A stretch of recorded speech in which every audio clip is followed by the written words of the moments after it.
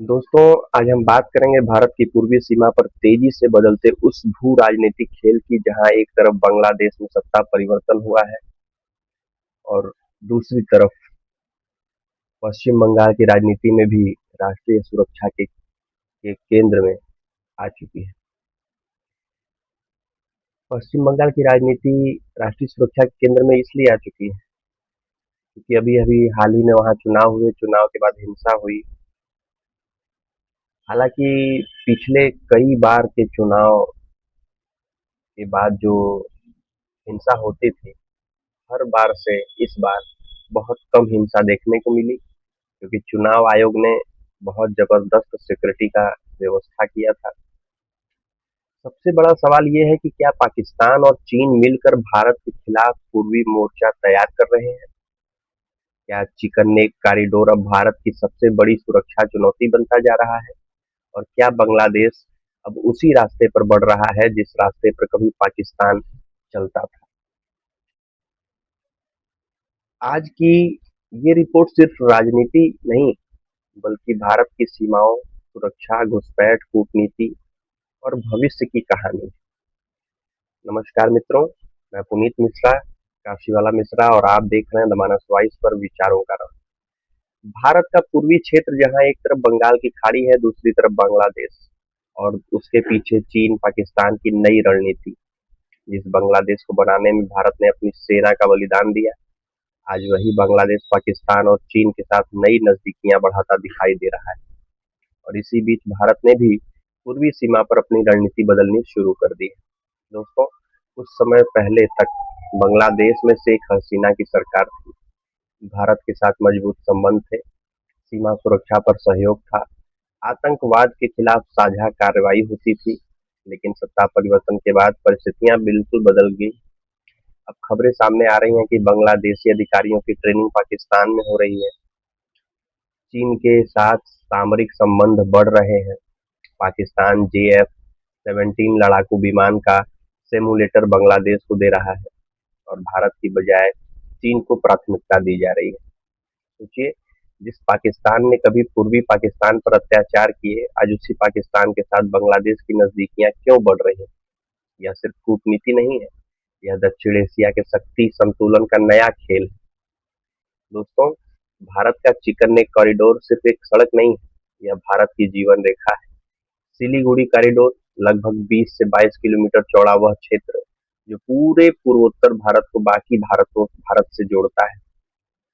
अगर कभी यह क्षेत्र अस्थिर हुआ तो पूर्वोत्तर राज्यों तक सेना, संसाधन और संपर्क प्रभावित हो सकता है। और यही कारण है कि चीन की नजर यहाँ रहती है। पाकिस्तान यहाँ अस्थिरता चाहता है। कट्टरपंथी नेटवर्क भी इसी क्षेत्र को निशाना बनाते हैं। भारत की सुरक्षा एजेंसियां लंबे समय से चेतावनी देती आ रही हैं। बांग्लादेश सीमा से अवैध घुसपैठ, नकली नोट, हथियार और कट्टरपंथी तत्व भारत में प्रवेश कर सकते हैं। दोस्तों, भारत बांग्लादेश सीमा लगभग 4000 किलोमीटर से भी ज्यादा है। इसका सबसे बड़ा हिस्सा पश्चिम बंगाल से ही लगता है। यानी अगर बंगाल सुरक्षित है तो पूर्वी भारत सुरक्षित है। लेकिन वर्षों से आरोप लगते रहे हैं कि सीमा पर फेंसिंग अधूरी रही, घुसपैठ जारी रही, अवैध नेटवर्क सक्रिय रहे और राजनीतिक कारणों से कई फैसले टाल दिए गए। लेकिन अब स्थिति बदलती हुई दिखाई दे रही है। दोस्तों, सीमा सुरक्षा बल यानी कि BSF अब पूर्वी सीमा पर बड़ी तैयारी में जुटा है। जहां पहले जमीन आवंटन और स्थानीय विवादों के कारण फेंसिंग अटकी हुई थी, अब उसे तेजी से पूरा करने की कोशिश हो रही है। क्यों? क्योंकि अवैध घुसपैठ, मानव तस्करी, मवेशी तस्करी, कट्टरपंथी नेटवर्क और सीमा पार अपराध, ये सब भारत की आंतरिक सुरक्षा को प्रभावित करते हैं। भारत अब पूर्वी सीमा को उसी गंभीरता से देख रहा है जिस तरह पश्चिम सीमा को देखता है। दोस्तों, सिर्फ चीन लद्दाख में चुनौती नहीं है। चीन अब भारत के पड़ोसियों के माध्यम से दबाव बनाता है। नेपाल, श्रीलंका, मालदीव और अब बांग्लादेश। अगर बांग्लादेश चीन की ओर से झुकता है तो भारत के लिए यह सिर्फ कूटनीति नहीं बल्कि सामरिक चुनौती बन जाएगी। चीन का लक्ष्य साफ है, भारत को चारों तरफ से रणनीतिक दबाव में रखना। दोस्तों, पाकिस्तान जानता है कि पश्चिमी सीमा पर भारत मजबूत है, इसलिए अब वह पूर्वी मोर्चे पर अवसर तलाशता है। कट्टरपंथी संगठनों की गतिविधियां, सीमा पार नेटवर्क, धार्मिक उन्माद फैलाने वाले तत्व, ये सब भारत के लिए चिंता का विषय है। और अगर पाकिस्तान को बांग्लादेश में जगह मिलती है तो वह पूर्वी भारत को अस्थिर करने की कोशिश जरूर करेगा। यही कारण है कि अब भारत सीमा सुरक्षा, खुफिया नेटवर्क, डिजिटल निगरानी और सामरिक इंफ्रास्ट्रक्चर पर तेजी से ध्यान दे रहा है और काम भी हो रहा है। दोस्तों, भारत का जो 1971 वाला समय था, आज वो नहीं है। हमारा भारत 1971 वाला भारत नहीं है। आज हमारा भारत मजबूत सेना रखता है, high tech border surveillance system रखता है, ड्रोन मॉनिटरिंग कर रहा है, बीएसएफ को आधुनिक तकनीक से लैस कर रहा है और पूर्वोत्तर में तेजी से इंफ्रास्ट्रक्चर बना रहा है। लेकिन खतरा कर कम नहीं हुआ है मेरे साथियों, क्योंकि आधुनिक युद्ध सिर्फ बंदूक से नहीं लड़े जाते। आज युद्ध हो रहे हैं घुसपैठ के माध्यम से, साइबर नेटवर्क के माध्यम से, कट्टरपंथ के माध्यम से, फेक नेरेटिव, अफवाह के माध्यम से और राजनीतिक अस्थिरता के माध्यम से। दोस्तों, आज बांग्लादेश वास्तव में भारत से दूर जा रहा है। क्या चीन और पाकिस्तान मिलकर नया पूर्वी गठबंधन बना रहे हैं? क्या पश्चिम बंगाल आने वाले समय में भारत की सुरक्षा रणनीति का सबसे महत्वपूर्ण राज्य बनने वाला है? और सबसे बड़ा सवाल, क्या भारत समय रहते इस पूरे खतरे को समझ चुका है या नहीं? भारत की सुरक्षा एजेंसियों के भीतर वर्षों से एक शब्द चर्चा में रहा है, ग्रेटर बांग्लादेश थ्योरी। यह कोई आधिकारिक सरकारी घोषणा नहीं, लेकिन सुरक्षा विश्लेषकों के बीच लंबे समय से यह आशंका जताई जा रही है कि अवैध घुसपैठ, जनसंख्या असंतुलन और कट्टरपंथी नेटवर्क के जरिए पूर्वोत्तर और पूर्वी भारत के कुछ हिस्सों पर सामाजिक राजनीतिक दबाव बनाया जा सकता है। साथियों, अगर सीमा कमजोर हो, स्थानीय राजनीति वोट बैंक में उलझ जाए और बाहरी तत्व धीरे धीरे जड़ें जमाने लगे, तो आने वाले 20 से 25 वर्षों में उसका असर कितना बड़ा हो सकता है। इसलिए भारत अब सिर्फ बॉर्डर नहीं बचा रहा, बल्कि डेमोग्राफिक और स्ट्रेटेजिक बैलेंस को भी सुरक्षित रखने की कोशिश कर रहा है। साथियों, पूर्वोत्तर भारत हमेशा से संवेदनशील क्षेत्र रहा है। अलगाववाद, उग्रवाद, विदेशी फंडिंग, धार्मिक कट्टरता और सीमा पार नेटवर्क, इन सब का इतिहास इस परिक्षेत्र से जुड़ा हुआ है। अब अगर चीन, पाकिस्तान और कट्टरपंथी संगठन एक साथ सक्रिय होते हैं तो सबसे पहला दबाव पूर्वोत्तर पर ही आएगा।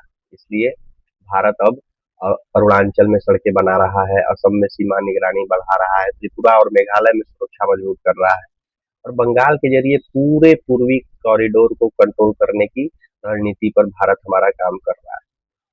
दोस्तों, आज युद्ध सिर्फ टैंकर और मिसाइल से नहीं होते। आज युद्ध हो रहे हैं सोशल मीडिया के माध्यम से, फेक न्यूज के माध्यम से, धार्मिक उन्माद के माध्यम से, साइकोलॉजिकल नैरेटिव के माध्यम से और डिजिटल प्रोपेगेंडा के माध्यम से।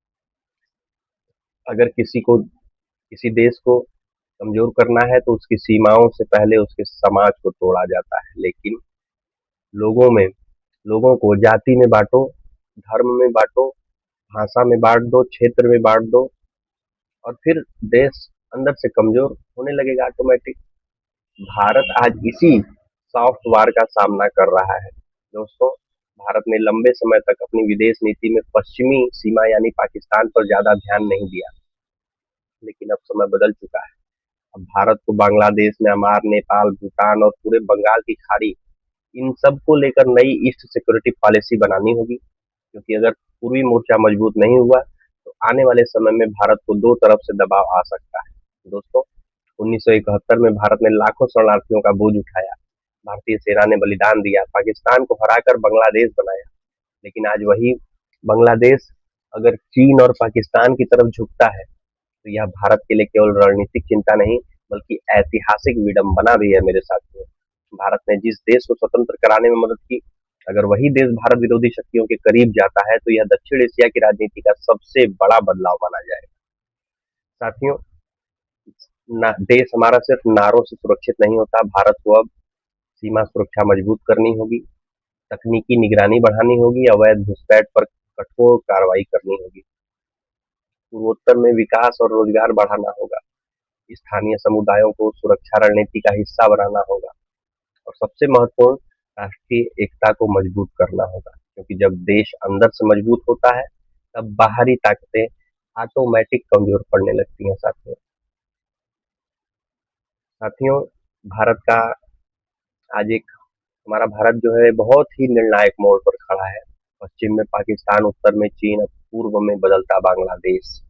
यह सिर्फ सीमा का सवाल नहीं है, यह आने वाले भारत का सवाल है। क्या भारत समय रहते पूर्वी दरवाजे को सुरक्षित कर पाएगा? क्या बंगाल फिर से भारत की राष्ट्रीय सुरक्षा का सबसे बड़ा केंद्र बनेगा? क्या चीन और पाकिस्तान की रणनीति सफल होगी, या फिर हमारा भारत हर चुनौती को एक बार फिर परास्त करेगा? यह आने वाला समय तय करेगा, लेकिन एक बात तो तय है साथियों, निश्चित है कि अगर भारत को मजबूत बनाना है तो राजनीति से ऊपर उठकर राष्ट्रहित को प्राथमिकता देनी होगी। भारत सिर्फ जमीन का टुकड़ा नहीं, ये हमारी सभ्यता है, हमारी पहचान है, हमारा भविष्य है। मिलते हैं साथियों अगले राष्ट्रवादी वीडियो में। जय हिंद, वंदे मातरम। जय हिंद।